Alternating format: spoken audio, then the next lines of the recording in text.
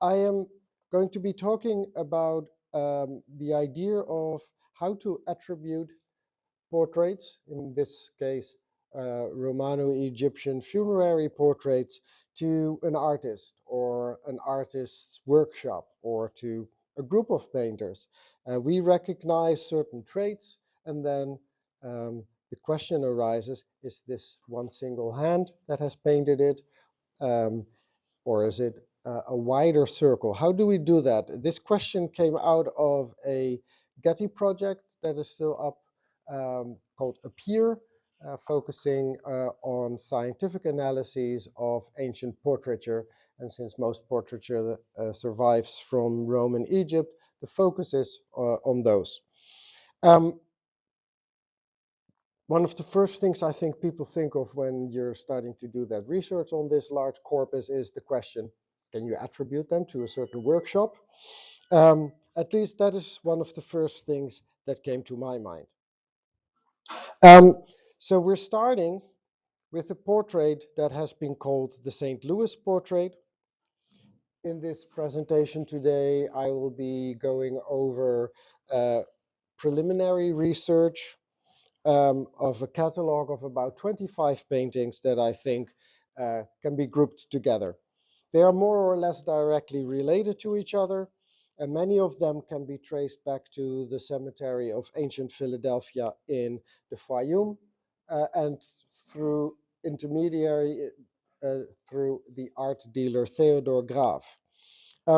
Very often the term Rubayat has been used as a conventional term because back in the 19th century when the portraits were first discovered, they had no idea on what cemetery they were. The problem is that initially it was found near Rubayat, and then later that became in Rubayat. So most of you, I am quite sure, are quite familiar with Egyptology, but perhaps not specifically this topic of funerary portraiture in 2D. So allow me to give a little bit of background to contextualize the group of about 1,100 funerary portraits that survive. They have mostly been painted on wooden panels or on linen shrouds. They are also then placed within the mummy wrappings of the embalmed remains. All of them are now dated to the Roman imperial period, but there have also been prior efforts to date them earlier. They're also interesting because they are examples of cultural entanglement. The Fayoum is where Greeks and Macedonians settled in the Hellenistic period, or where they had an estate while living in Alexandria or in Memphis. And these cultural entanglements include religious beliefs, funerary traditions, artistic traditions, even jewelry that is represented, hairstyles, costumes. And in addition to being called mummy portraits, they're often also called Fayoum portraits because so many have been found either in what we now call ancient Philadelphia or the site of Hawara, which is actually Arsinoe or Crocodilopolis. You will see that there are many open questions, and the more that we do research, the more questions we get rather than answers. Questions about who made them, why were they made, for whom were they made, for what purpose? Are these portraits lifelike? Do they really represent the people that whose mummified remains received this portrait? Are they naturalistic or are they idealizing? All these questions, unfortunately, remain open. Also, I am trying to make an effort to avoid the word mummy for two reasons. The word mummy comes from Arabian, where it means a powder made from dead people, or at least allegedly from dead people. And second, because a mummy is an object, and these are the physical remains of human beings who believed in an afterlife that required that their body remains intact. And we rip out these bodies, we take them out of their burial context, we rip the portraits from them. So in a little bit of respect, there is now a effort to avoid the word mummy when talking about human physical remains. Um, so they're called Fayum portraits because many of them have been found in the Fayum oasis. Roman Egyptian portraiture was known already since the 15th century, meaning, you know, rare examples had already been discovered and entered into Egyptomania from the early modern period. But it's really in 1887 when nearly 300 specimens were discovered in what was called Mir Rubayat, that this really became a topic of interest among Egyptologists and ancient historians. Um, Petrie, at the same time, found examples in Hawara. In the two campaigns he did in 1887, 88, and 1911, he found a total of 150. But they are not all from the Fayum. They are found elsewhere, often just sporadically, like in Tapus Osiris Magna or in Thebes, Memphis, even I think in Elephantine. But specifically, around 100 have been found in Antinopolis um, by the French archaeologist Gayet. His campaigns range from 1895 through 1911. In museums, there are about 40 that say they are from the Fayum, with no site mentioned. And I think this is circular reasoning because they're called Fayum portraits. They fall within the corpus. They just get that label attached. Um, and about 1/3, 325, or a little less than 1/3, have no site or provenance at all. So on the map, you see Egypt, you see the Fayum. Hawara is a modern name for the cemetery of a Greco-Roman city called Arsinoe or Crocodilopolis, excavated uh, by Petrie in secondary burials, meaning that mummies were stuffed together, sometimes breaking limbs, clearly after they had become or after they have left their significance for family members. Um, this is how Petrie displayed the archaeological excavations or his discoveries in London. I believe in the Egyptian house. You see here mummies of children, mature, here I say it again, the mummy coffins of children and of mature human beings, but also notice that many portraits are disembodied from the mummified remains. They get a nice little frame around it, rectangular, to make them very familiar looking. Um, there are, in other words, some complete specimen, but most of them have been disembodied. That means that the remains were buried again by Petrie. Um, Meaning also that for most of the portraits, we have no mummified remain to do research examinations. We also don't know where he found them. Even though he left reports, he does not for each of the 150 specimens explain where he found them. This is why I like to avoid the word Rubayat. The site, or the modern village of Rubayat is about 7 miles away from Philadelphia, the ancient site that is. And notice that both Philadelphia and Arsinoe, the two sites where most of these portraits have been found, are named after the second Ptolemaic couple, Ptolemy II and his sister wife Arsinoe II. So these were the two main cities in the Fayum where these have been found. Rubayat, it was always said that they were found near that village. And the story is that they were discovered by Bedouins who were looking for salt. They removed the portraits from the mummified remains, sold them to a dealer in Cairo, and here's the most horrible part, buried the physical remains because they knew that what they were doing was illegal and they didn't want to get caught. So the entire context is lost. But there was a quick campaign a few years later on the site, and a few other portraits were found at that time. And you see here too that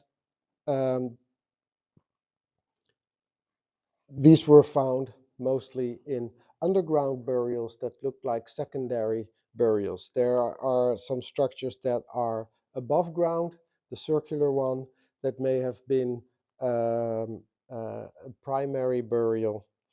They are made of mud brick or limestone.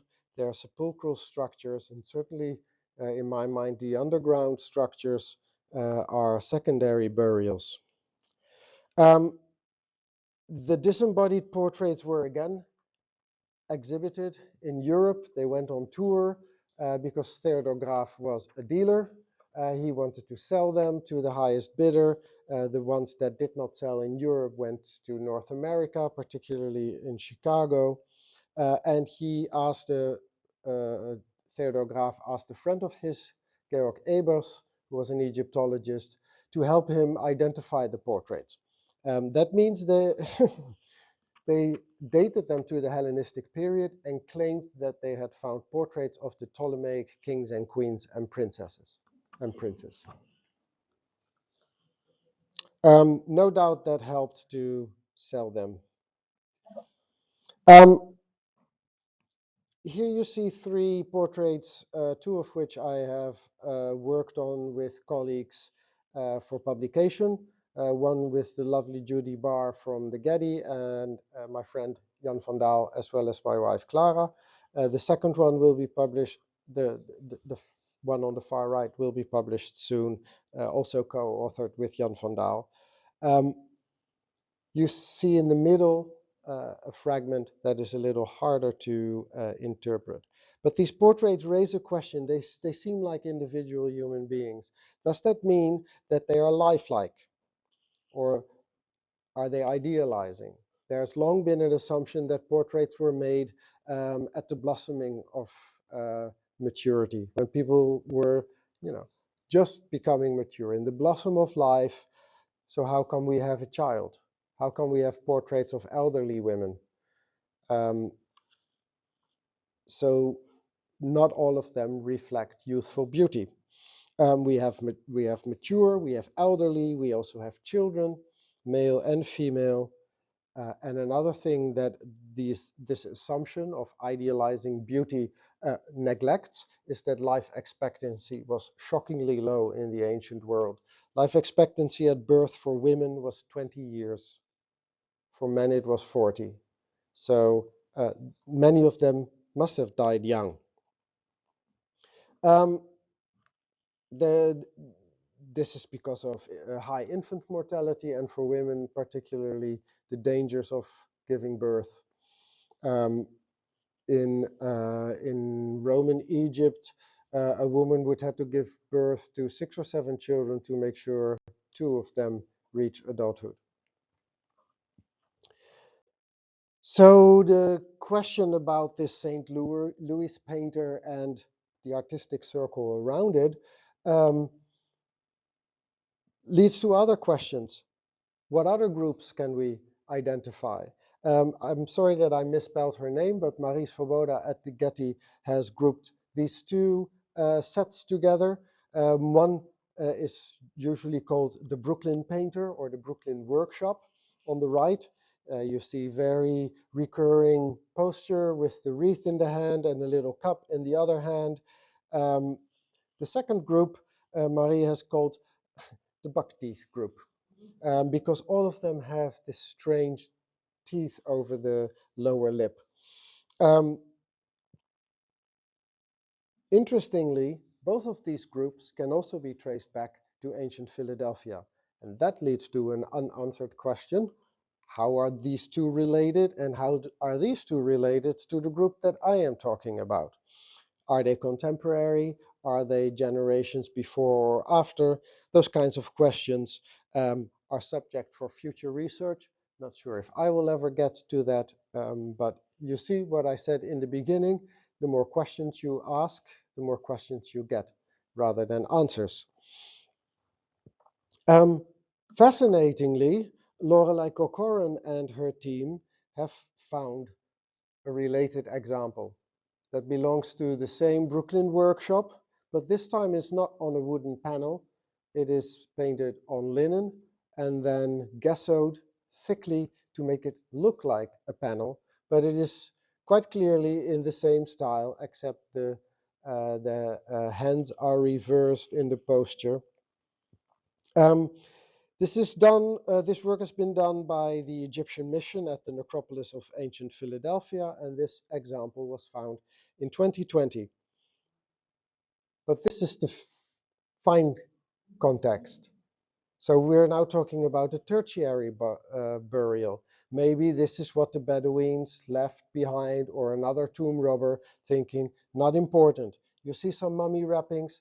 There are no physical remains here. There's a broken piece of pottery, and then a portrait in fragments. So we still haven't found mummy portraits in their primary burial context, if there was one. So we do not know how they were they displayed above ground, or were there funerary tombs for families? Questions without answers. But it is clear, as I said, that this belongs to the same group as the Brooklyn Painter Workshop, or whatever we call it. So very fascinating. It's a beautiful article. I cited on the slide here. A fascinating read. There's one assumption that I have to warn you. The team found a coin and then wanted to date the portrait on account of that coin. This is not the primary context. It's not even the secondary context. This is after it's been looted. So that coin cannot be an indication of anything. That coin can be earlier, later, who knows? But the context is destroyed. So back to the St. Louis painter. That name was coined by David L. Thompson, who in 1982 published a study on the mummy portraits in the Getty Museum. And he identified 3 portraits that he attributed to the same painter. None of them are related to anything in the Getty Museum. This was just an indication where he said you can attribute certain paintings to the same hand. He used this as the starting point, hence the name, the St. Louis painter. We have no idea if it's a he or a she, and I caught myself yesterday in Santa Ana saying he, but we have no idea. Why should it be a he? Thompson attributed this one, an example in the Harvard Art Museums and one in the Pushkin Museum of Fine Arts. And then he said, and others, but did not specify a number of what he was thinking of. And he also, let me quote it to you because it's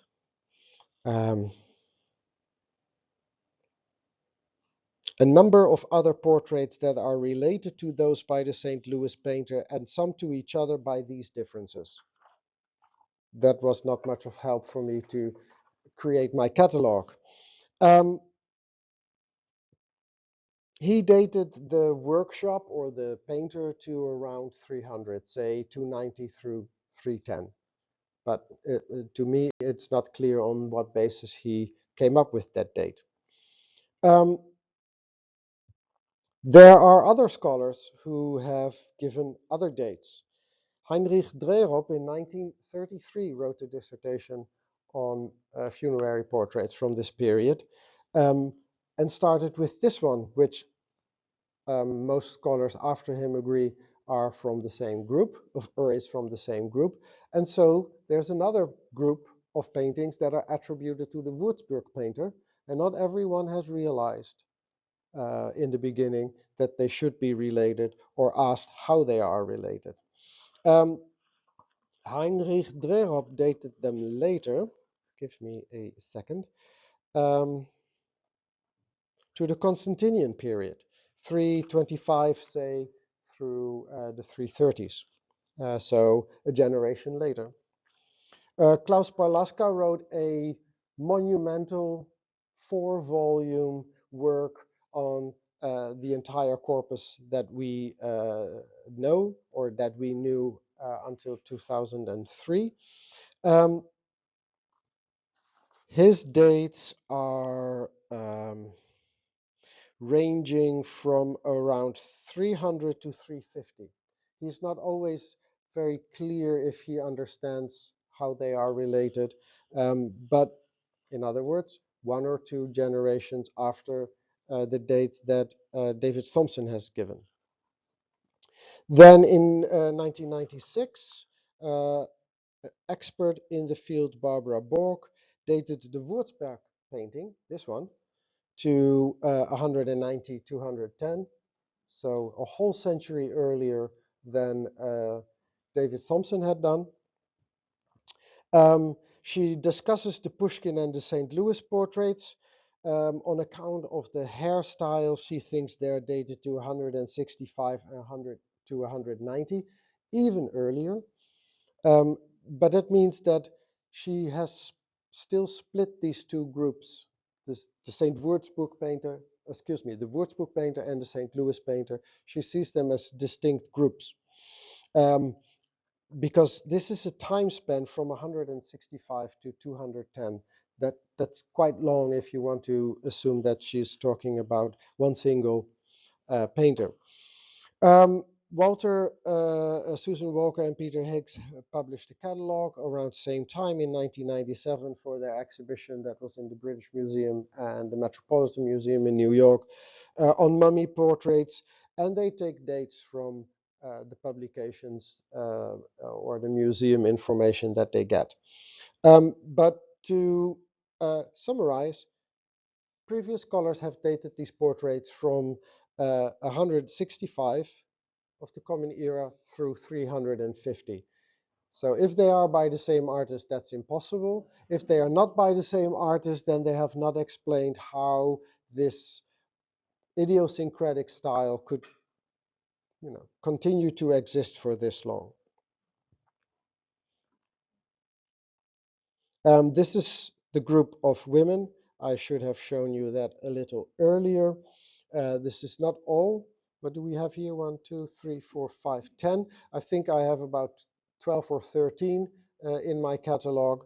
But these are the ones that I think are most securely belonging to this group, starting with the St. Louis painter as our starting point. Look at the hairstyles, look at the jewelry, at the tunics, at the earrings, and you'll see already that there are some very similar styles and techniques. Look at the posture, at the outlining, and then look at the hatching techniques. So today I can do no more than offer some preliminary results. To re-examine the attribution, I am working on, like I said, about 25 examples. If it's one painter, we don't know his name. The St. Louis painter name, that is just, a convention. He's also known as the Würzburg painter, but is it a single person? Or is it a master with an apprentice? Is it a workshop in which more than 2 people worked? Or are we talking about an artistic circle that went over generations? I have questions, but I have no answers. I'm working now on a draft that is 75 pages. So today I will give you just some preliminary results, but in Amsterdam last year there was a conference on this topic organized by the Getty Museum at the Allard Pierson Museum, so bringing all my connections together in a lovely way. And people come to me and say, do you know this one? Do you know that one? So the catalog will grow. If I ever have time to return to it or find a co-author to work with me, I am sure that we would add more. That I think is already quite something, that we can attribute 25 or more paintings to the same hand or to the same group. Um, I thought that there are a few that are maybe a little less likely. Maybe the younger man on the right slides into the Brooklyn workshop. I thought that the one that was auctioned in 2005 at Christie's um, doesn't really give me all the idiosyncrasies that I am looking for, but then I also have the feeling that it is modernly restored. The two in the middle, I'm also not 100% sure if they are by the same hand or should belong in this group. But now look at these three, including the Christies. The Smith College was pointed out to me just before coming to Amsterdam for the conference, and in the Hearst Museum, right here, there's an example. All three have the same necklace. They have the same earrings. They have the same eyes, almost identical tunic, and so many details in these paintings, uh, uh, are so similar that also the Christie's piece must belong to this group. It has probably just been touched up too much. Um, so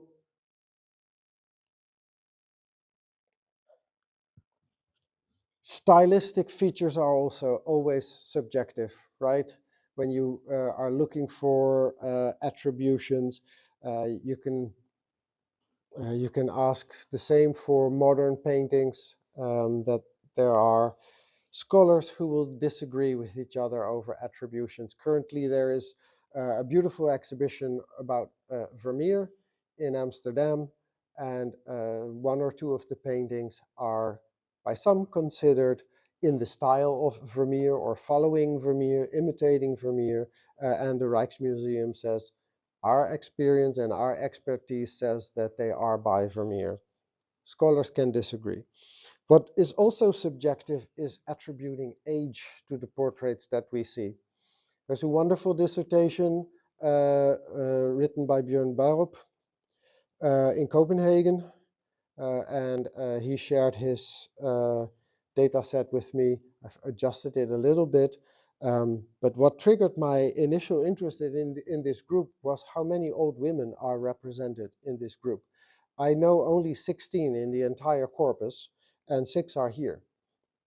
So at first I was worried, is this an idiosyncrasy of the painter and he just happens to paint only old looking, but it's just a matter of technique? Then, oh wait, there are also some younger women. Not much, half of them are, I would say, elderly. Um, some are maybe middle-aged, but you see here on the chart. No children or early teenagers. And if you remember the low life expectancy, having portraits of anyone over 45 years of age, especially women, is really remarkable. That also means that we need to revisit our assumptions that these portraits were made in the blossom of life and that they represent idealized beauty because, well, no, they represent older women and they emphasize the age with gray hair, wrinkles, and everything. But it's subjective. And also, go back to photographs from the 30s, 40s, 50s of high schools, say. Some of these people in high school in those days look like they're already in their 20s. Age is changing, and our perception of age is probably also changing. Um, the same with male portraits, of course, but we'll get back to it. You'll see it later. There are some examples of balding, hair thinning out. The hair is graying. There are wrinkles. So I do think that there are some middle-aged and elderly, but if you compare, the spread is different, and there are younger examples. 8 of the 25 or 8 of the 13 male portraits, I would say, are between 15 and 30 years.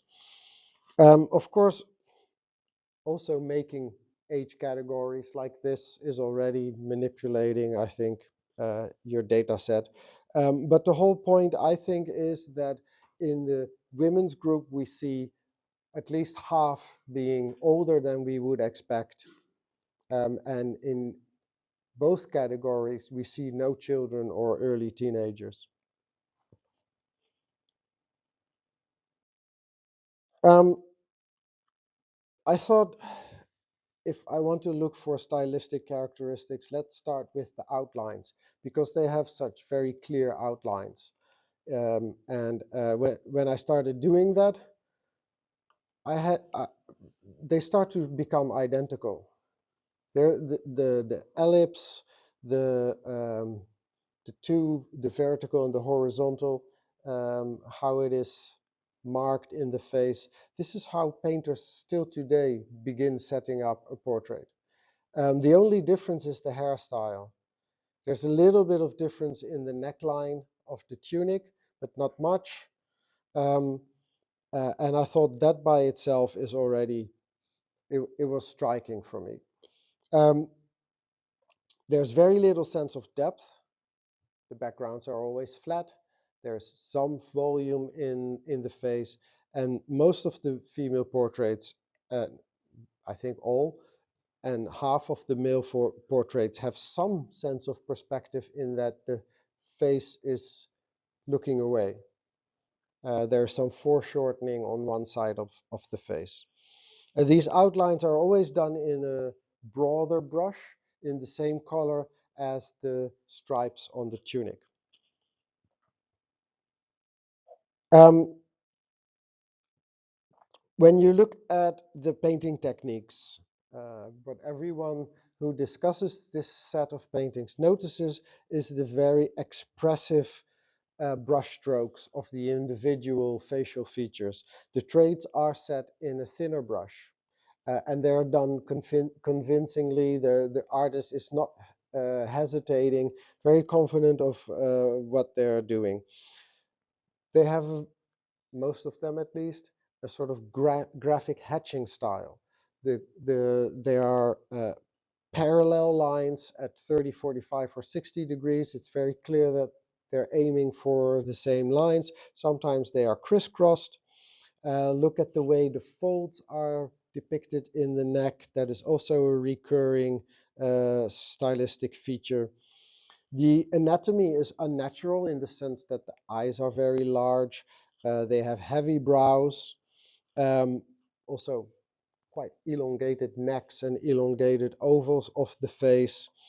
And I know it's a little difficult to see, but many of them have strange blobs in their nostrils indicating the nasal opening, like the painter didn't know how to do that, even though the painter is really a good painter.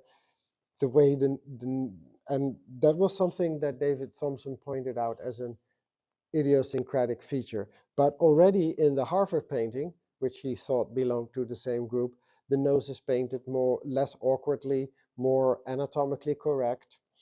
And also interesting that, especially with the St. Louis painter, the one nostril is hidden because of the foreshortening and the looking away, yet the nostril is indicated. Um, is that because the painter didn't know, or is the painter trying to give breath to the portrait so that the nostrils are extra open? The tunics, as you can see, they are identical in the way that they are painted. The neckline is almost identical. They have stripes, sometimes one, often two. The way the pleats are depicted on the tunic are very similar. There are dots along the shoulder, often on the stripes, but also if they have a mantle, along the mantle. I don't know what that is supposed to indicate, maybe stitching. And occasionally there are threads in the corners of the neckline.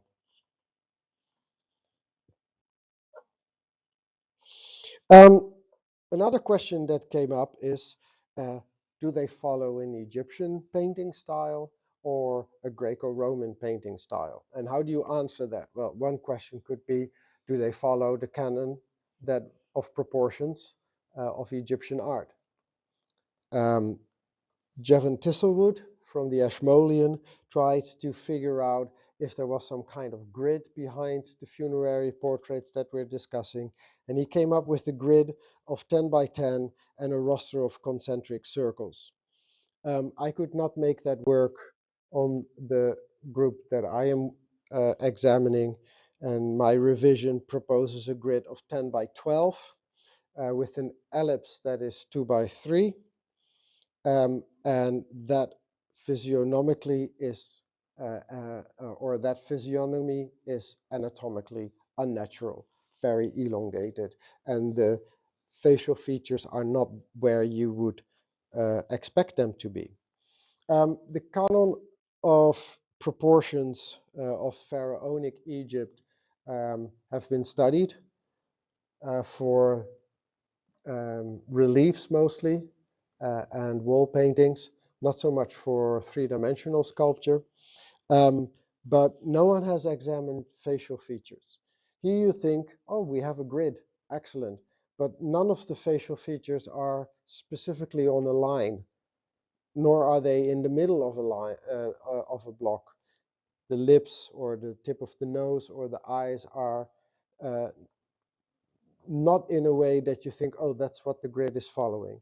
The hairline is on a line, but the line under the chin is not indicating where the chin is or anything else. So it's unclear what this grid is indicating for the head. And of course, it's in profile. Our portraits are not. From the time of Thutmose III or Hatshepsut, we have frontal portraits that by itself is very rare in pharaonic um, uh, painting or relief. And we now have a 4 by 5 grid rather than a 4 by 4 in the previous example. Does that indicate that for facial features it doesn't matter, or is there a change over time? Um, Again, lack of perspective. There is no foreshortening in Egyptian portraiture in 2 dimensions. And again, if you look at where the lines exactly go, there is one for the hairline and there's one for the mouth. And then the eyes and the nose, there are no lines for it. And the next horizontal line is indicating where the shoulders is going. So there's not much effort of indicating where exactly facial features go. Then I tried this, and my grid worked exactly for the beautiful portrait from the wall paintings of Pompeii. Similar ones are found in Herculaneum. They're, of course, from before 79, when Vesuvius erupted and buried these portraits. Attributed to Terentius Neo and his wife, because that happens to be a name found in the villa where this lovely double portrait was found. Notice here the skin tone difference between men and women, and later look back at the skin tones of men and women in our group. What is interesting is that the basic outline that I made for the St. Louis painter group fits over these 2 portraits with some deviations. So an indication probably that they are following the same kind of basic training. These were painted at the time that Vitruvius had written his ideals about architecture and about the beauty ideals or the classic proportions that later Michelangelo, Da Vinci, and all the Renaissance painters studied of what are the ideal proportions for men and women. It deviates from that as well. Both Heinrich Drerup in the 1930s and Barbara Borg in the 1990s emphasized that hairstyles can be a chronological clue. There are indications that some of the hairstyles in the funerary portraits follow the hairstyles of the imperial court in Rome. But when you look at the hairstyles in our group, they don't look so fashionable in the sense they generally look quite the same. Certainly the ones at the top The hair color is usually brown or black, often with shades of graying. The hair is mostly wavy, parted in the middle and pulled back. We have to assume that there is a chignon, a bun in the nape. There are some variations, particularly in the bottom row, the ones from Zurich and Stockholm. What is that look? The I just came out of bed look. Klaus Berlaska wanted to say that the hairstyle is so unkempt that it signifies mourning. But why would the deceased be mourning for their own death when they're going into the afterlife and should be exalted by that? In case of the male portraits, the hair color is the same, brown and black, often with graying. There's even signs of balding. Most of the hair is short and wavy. Look at the second from the bottom left. That's the balding man in the Freud Museum. And interestingly, all of these men have facial hair. It was long thought that facial hair was introduced in Rome by Hadrian, the emperor who had a great love of Greek art. Um, does that mean that all these portraits come after Hadrian, or were people in the Eastern Mediterranean sporting beards? And none of these beards offer much of a chronological clue, but it is one of the main ways of identifying differences between these portraits. Except the two at the top right, they're almost like they're brothers. Or is that just the style of the painter that is so identical? Jewelry has been thought to represent a chronological clue. But these three pearls with a double pendant are very popular, but look at the way they are painted. It's all in the same way. There are some nuances, there are slight differences.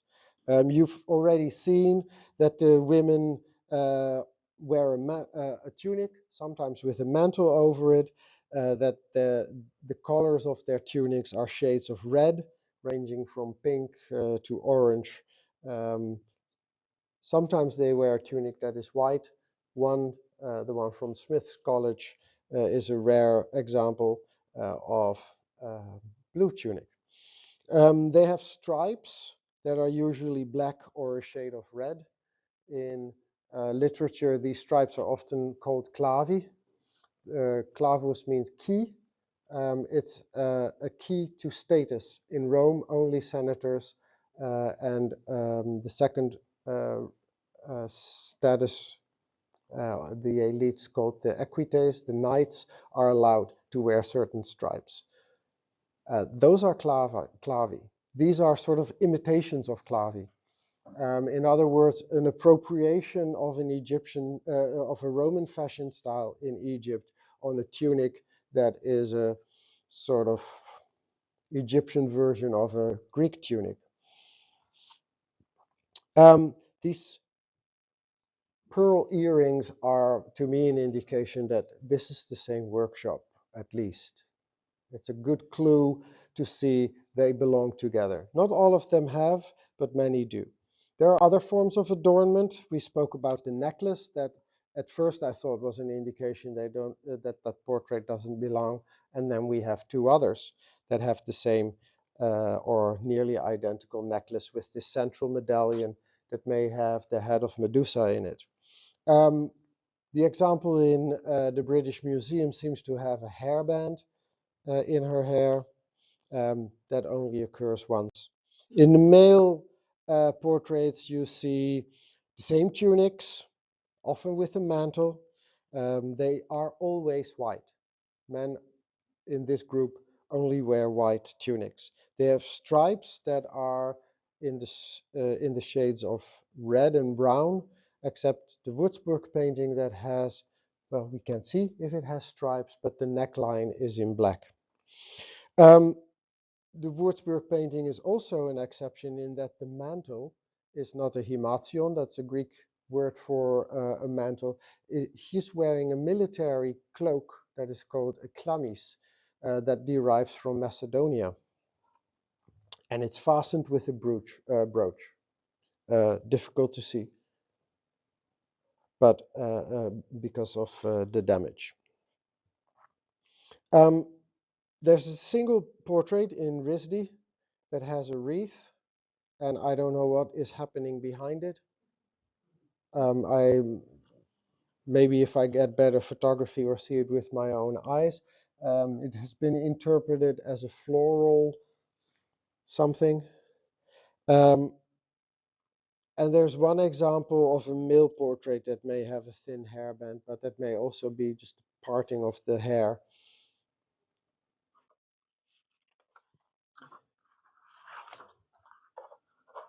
My whole purpose was to discover whether we're talking about a single artist, if we're talking about a master and apprentice, a workshop, and one of our problems is that our literary evidence says next to nothing about it.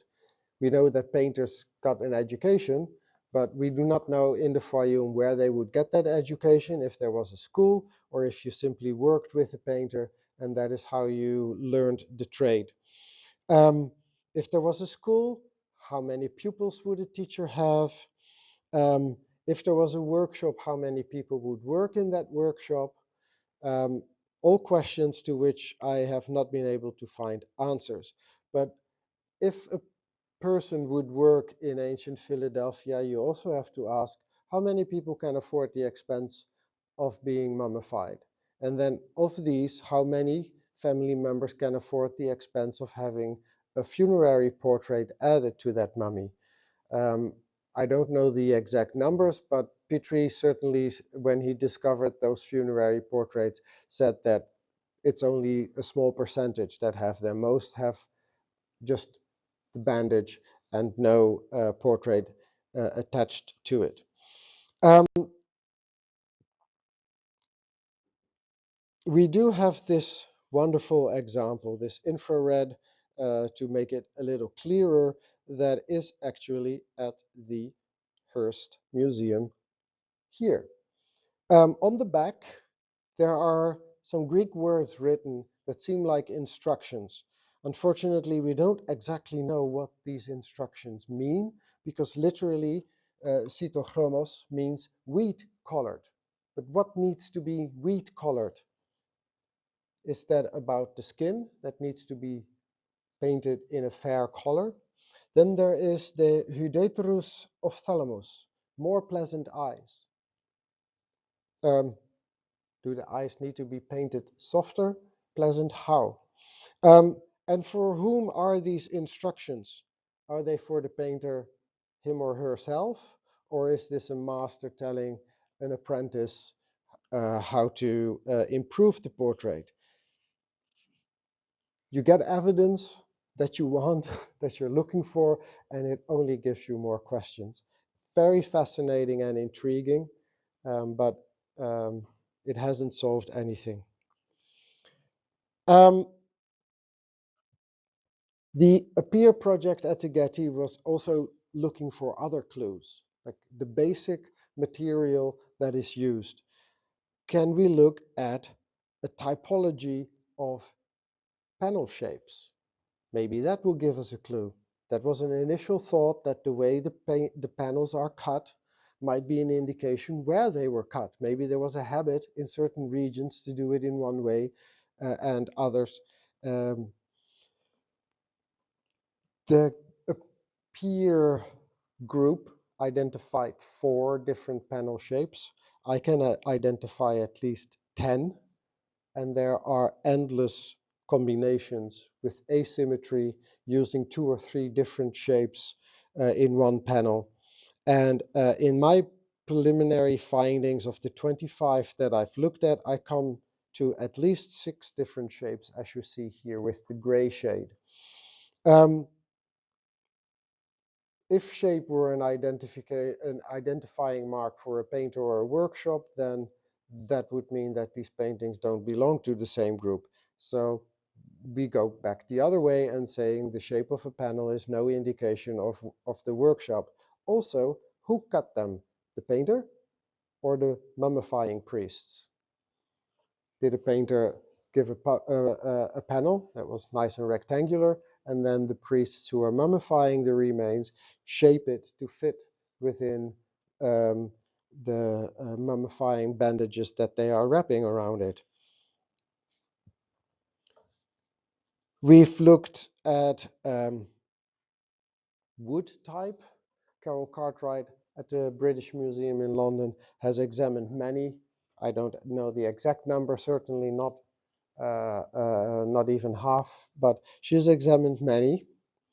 And one of the most interesting conclusions from that is that in the test that she has done, 2/3, if not 3/4, prove to be linden, lime tree. Does not grow in Egypt, was never native in Egypt. It has to come from Southern Europe. We cannot, or dendrologists cannot prove where the tree grew. That is not research or analysis that can be done, but we can know that lime tree, linden, did not grow in Egypt, so the wood panels had to be, or the wood itself had to be imported. None of the 25 panels thus far tested came out with linden. So that is surprising. But only 12 of the 25, half of the sample, have been tested. 6 came out, or maybe 7 came out as fig. I'm saying maybe because there's a question mark behind one of them. 2 as tamarisk, 2 as oak, and the St. Louis painter panel came out as willow. Not ever before. This is unique in the group that Caroline Cartwright has examined, and dendrologists cannot identify if this was a tree, a species of willow that grew in North Africa or in Southern Europe. So we cannot know if it is an indigenous, but all the others, fig, tamarisk, and oak, are indigenous woods. Is that a preference? Or is it just because they are cheaper, closer by? Questions for which, again, we have no answers. These lovely cups were excavated by Petrie in a tomb that we assume was for a painter. And that gives you a nice indication of the set of colors that a painter would have access to. So far, only 6 paintings of our group, so less than a quarter, have been examined. And what comes out is very basic, even less than what you're seeing here in these cups. Carbon black, then iron or ferric oxides, meaning different forms of ochre, giving you yellow, red, or brown, and then gypsum, calcium sulfate, for white. With this, the Pushkin portrait has recently been examined. When we were talking about, oh, how many painting pigments do you think they used? I said, well, 5 or 6. 3. Black, white, and ochre. And that was it. All the shades in the portrait are made by blending these pigments. Testing for the medium is difficult. It requires destructive sampling. But in this group, we call that tempera. But what tempera, what binding medium that is still up for grabs. The initial thought was, well, it must be egg yolk, because in the 60s an article had made that claim. That's probably because they found protein and then they thought, oh, it must be egg. And then from there they went with egg yolk, but the protein is in the egg white. And the examinations that have occurred in the Appear research can only say it's an organic matter. It might be animal glue. Other colors may have been used, like madder, red lake, or lead white, or red lead oxide, also known as minium. We know other mummy portraits have rilgar or orpiment. That's an arsenic sulfide that is not native to Egypt. Another indication of um, interaction, long distance trade, because orpiment would have come from Asia Minor, Arabia, or India. Alum or aluminum sulfate, and sometimes also bone black. And there is, I think, some indication that perhaps the black from a candle, from the wick, could have been used. So, um, you already heard in the beginning that dating of these portraits remain uncertain.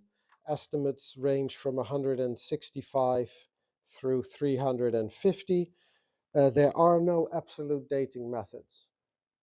I'm sure some of you say, well, you can radiocarbon date the wood, but then you date when that particular sample of wood that you took, when that tree lived.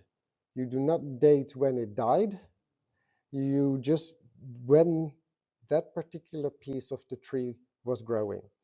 So let's say cedar wood, which was very popular, is a kind of tree that can grow for hundreds of years. If you want to have a door out of a single piece of wood, you would have to let it grow for centuries. We know that in the Roman period, the cedar woods of Lebanon were getting deforested and that they felled the trees too early. But there are two results that have been done with carbon dating. One came out with the wood was from the Hellenistic period, let's say 3rd or 2nd century, I don't know off the top of my head. So way too early. Does that mean the portrait was painted at that time? Does it mean that the tree grew for more centuries and then was felled? Or is it reused wood? And one came with results that was way too late. So is that contamination? Other chronological clues, datable paintings can, um, like uh, what Barbara Borg did, compare the Würzburg painting with this tondo that represents Emperor Severus and his family. Um, Are changes going over time? When we look at stylistic changes, are they stylistic changes over time? I'm now talking about the entire corpus, right? Not just the 25. Um, or are there regional differences, artistic individual differences like we're looking at in the group? And did a painter or his workshop change over, the course of a career? Is the fact that noses were anatomically correct an indication, oh, that's the early period, and later the painter learned how to paint noses better? Um, Hairstyles and jewelry have often been used to date um, portraits. That assumes that the styles of the imperial court at Rome were imitated, but then we cannot know how long that style would remain popular in Egypt, how fast that style would have been picked up, and if there is some kind of conservatism. Once you have a hairstyle like me, you keep it for 25 years. Um, Jewelry could be handed over, right? You get your jewelry from your grandma and you keep it, and then you give it to your children or grandchildren. So it all remains up to grabs. I know that I'm going over my time, but I am already drawing my conclusion. So bear with me a minute or two.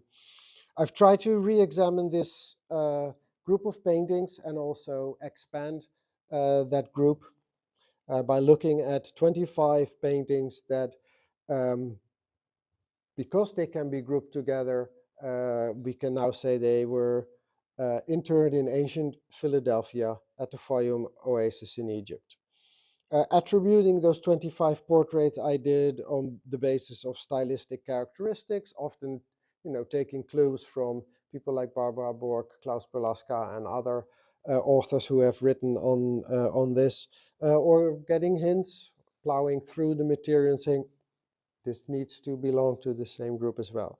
They have a very expressive technique. That's the first thing you notice.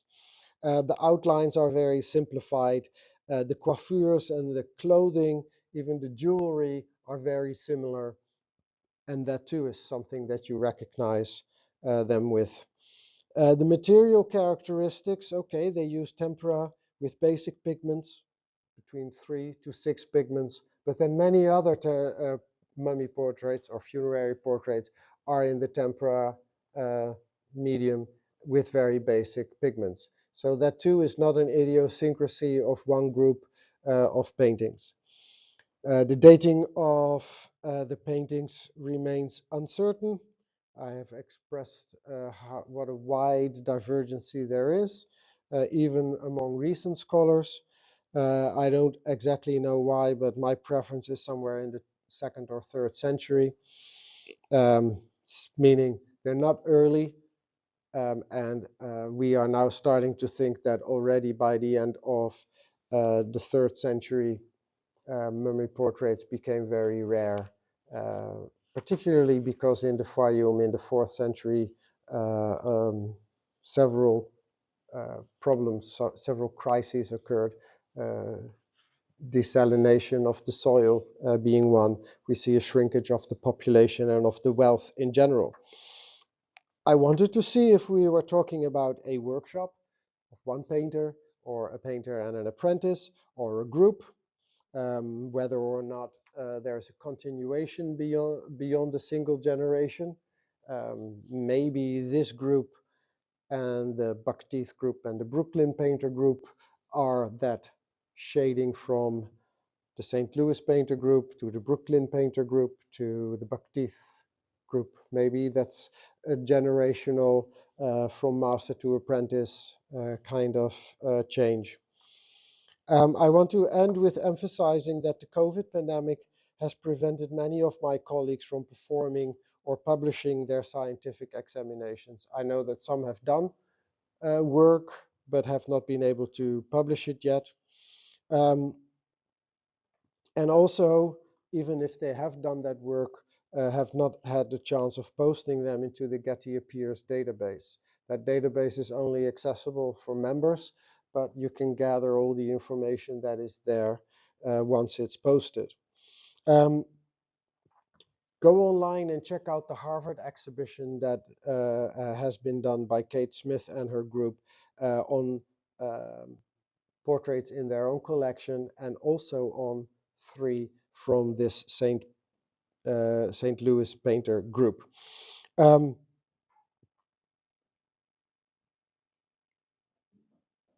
My hope, of course, is that by talking with you yesterday in Santa Ana, last year in Amsterdam, that these preliminary results will encourage renewed interest in this group of paintings, and that other colleagues will be encouraged to perform more scientific research in the hope of finding more, in the hope of working together and seeing if we can maybe answer some of the questions. Probably not all, and very likely we will get even more questions once we sit down and talk about it. I thank you for your attention and for coming today. And should you have any further questions, then I'd be delighted to hear them. Thank you.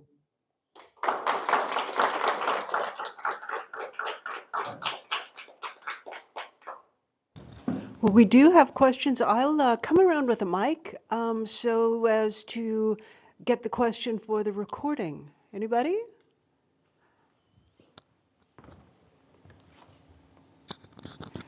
Oh, okay.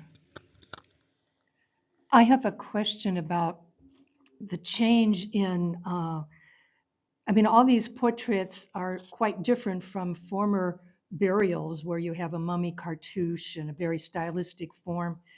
Is there any knowledge about the changes and why that occurred? Was it a cultural change? Because the Fayum was a place of sort of a Greco-Roman Egyptian culture. So is that sort of what happened, or do they know? It is a fascinating question, right? Where does this sudden change come from? And is it as radical as we think it is? Before, mummies could have a mask, that in the Ptolemaic period became somewhat realistic. In prior times, that mask was very generic. There are Egyptologists who want to say, well, this is an evolution, and masks were generic, and then they became more realistic, and then portraits were added.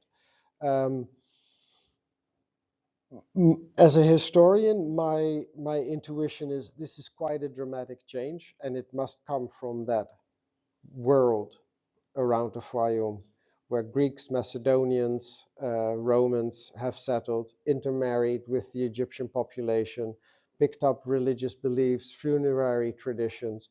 And as you can see, there's Greek written on it. So there's this intermingling that goes on. And I think that lies behind the change, but we cannot demonstrate. There is another thought that after the Roman Empire conquered Egypt and Egypt became a province, that changed the sense of identity, particularly for people living in the Fayoum who may have proud history of once being Macedonian or Greek. We know from Roman census records in Egypt that there was a family who claimed to be from Rhodes 5 generations or so ago. All of the family members that we know have Egyptian names. So they claim to have tax benefits because they are Rhodian. Is Rhodian tax benefit something you could buy, even though you were Egyptian? Or did they really 6 generations ago have a Rhodian family settle? These are, again, questions that are fascinating and that we're still trying to figure out. So there are historians or art historians who say this sense of pride with their Greek heritage led them to incorporate paintings. But I have no idea if that is the case, because these portraits, how do we know that they're Greek? Because we don't have Greek portraits that survive painted. They look very similar in style, as I showed with the portraits that survive from Pompeii and Herculaneum. Not identical, but I do think they belong to the same kind of artistic traditions. So yes, my sense is that it is something new that is occasioned by Egypt becoming a province of the Roman Empire. But rather than maybe looking inwards, to me it feels they're looking outwards. They want to belong to that larger world with the jewelry and the tunics and imitating the stripes. So I don't think it's provincial, I think it's cosmopolitan. But that's a personal sense. Any more questions? Well, Oh, I yeah. have one. Yeah. Is there evidence in the panels that you've seen of overpainting? In other words, somebody puts a new painting over something that's existing. Maybe they need another woman, so they put a. There are very few panel paintings in this group that have been x-rayed so that you could see if there's an underlayer that is hidden.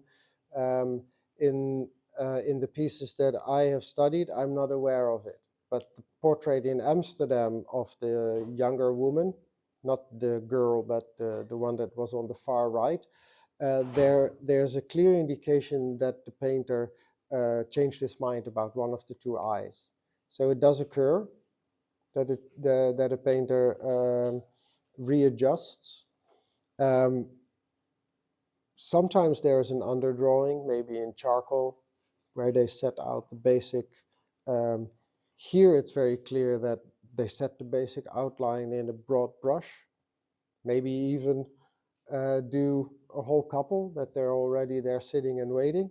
I don't know. That's another speculation that we have. You can clearly see that these outlines are so identical, and then someone comes with a finer brush and paints in the facial features. But I have not come across like corrections or changes of mind. But it may very well be. Thank you. Uh, I'm a little confused because I had the impression that during the Ptolemaic period, there were also funerary portraits like this. Am I wrong? Not in 2 dimensions. There are the plaster masks that were attached to the mummified remains become more realistic. Still not that I have the feeling that they were really trying to represent the deceased, but there are no two-dimensional painted panels or shrouds.